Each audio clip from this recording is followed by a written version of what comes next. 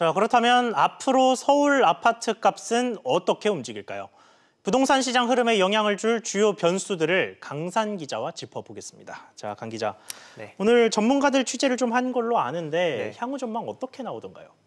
일단 제가 만난 전문가들은 대부분 이 서울 하반기에는 이 서울 아파트 값이 상승세를 좀 유지할 것이라고 내다보는 사람들이 많았습니다. 예. 이 시중 부동자금이 넘치는 데다 이 금리 인하에 대한 기대감마저 높아졌다고 분석했는데요. 수치로 설명해드리면 9.13 대책 발표 후 32주 연속 서울 아파트 값이 떨어지긴 했지만 이 올해 7월부터 다시 반등하면서 현재까지 10주 연속 올랐습니다. 9.13 대책 약발이 끝난 것 아니냐는 이런 지적도 나오고 있는데요. 앞서 말씀드린 대로 최근 경기 불황에 따른 추가 금리 인하 가능성, 여기에 민간 택지 분양가 상한제 시행으로 인한 공급 부족 우려까지 더해지면서 기존 신축 아파트 품귀 현상이 이어질 것으로 이렇게 보는 시각이 많습니다. 자, 이렇게 나온 변수들만 짚어보면 사실 집값이 정말 크게 오를 수도 있겠다 하는 네. 생각이 드는데 이 전문가들 전망이 제한적으로 오를 것이다라고 집중된 이유는 뭔가요?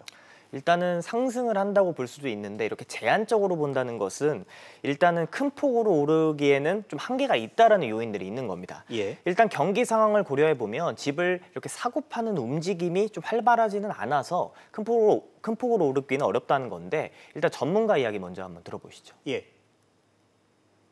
기준금리 인하에 대한 기대가 여전하기 때문에 서울과 수도권 아파트값 강보합세는 좀 더 이어지겠지만 실물 경기가 계속해서 위축되고 있어서 가격이 크게 오르기는 어려울 것으로 예상이 됩니다.